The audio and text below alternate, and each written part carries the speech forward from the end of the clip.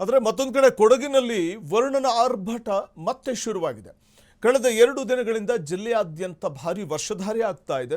ಜಲಾಶಯಗಳಿಗೆ ಒಳಹರಿವಿನ ಪ್ರಮಾಣ ಕೂಡ ಹೆಚ್ಚಳವಾಗ್ತಾ ಇದೆ. ಹಾರಂಗಿ ಡ್ಯಾಂನಲ್ಲಿ ಒಳಹರಿವು ಹೆಚ್ಚಳವಾಗ್ತಾ ಇದೆ.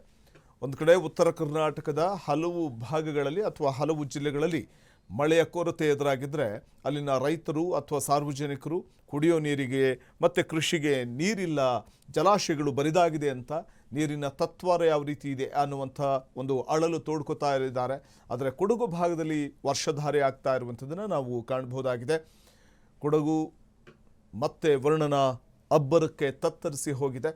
ಕಳೆದ 2 ದಿನಗಳ ಹಿಂದೆ ಸುರಿದಂಥ ಮಳೆ ಮತ್ತೆ ಶುರುವಾಗಿರುವಂಥದ್ದು. ಅಲ್ಲಿ ಕಳೆದ 2 ದಿನಗಳಿಂದ ಜಿಲ್ಲೆಯಾದ್ಯಂತ ಭಾರೀ ವರ್ಷಧಾರೆ ಆಗ್ತಾ ಇದೆ.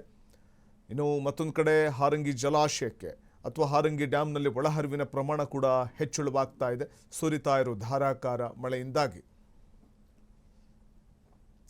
ಕಳೆದ 2 ದಿನಗಳಿಂದ ಎಡೆಬಿಡದೆ ಸುರಿತಾ ಇರುವಂಥ ವರುಣನ ಅಬ್ಬರ ಕೊಡಗಿನಲ್ಲಿ ಮತ್ತೆ ಜೋರಾಗಿರುವಂಥದ್ದು.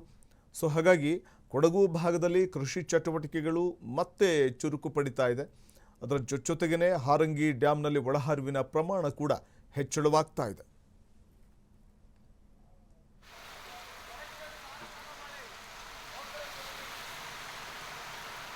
ಒಂದು ಕಡೆ ಉತ್ತರ ಕರ್ನಾಟಕ ಭಾಗದ ಬಯಲು ಸೀಮೆಯ ಹಲವು ಕಡೆಗಳಲ್ಲಿ ವರುಣನ ಒಂದು ಅಭಾವ ತಲೆದೋರಿದರೆ, ಮತ್ತೊಂದು ಕಡೆ ಮಲೆನಾಡು ಭಾಗದಲ್ಲಿ ವರುಣನ ಅಬ್ಬರ ಜೋರಾಗಿದೆ. ಅದರಲ್ಲೂ ಕೊಡಗಿನಲ್ಲಿ ವರುಣನ ಆರ್ಭಟ ಜೋರಾಗಿದ್ದು ಕಳೆದ 2 ದಿನಗಳಿಂದ ಸುರಿತಾ ಇರುವಂಥ ಮಳೆ ಇನ್ನೂ ನಿಂತಿಲ್ಲ. ಮತ್ತಷ್ಟು ವರ್ಷಧಾರೆ ಆ ಭಾಗದಲ್ಲಿ ಹೆಚ್ಚಳವಾಗಿದ್ದು ಕಾಣಬಹುದಾಗಿದೆ.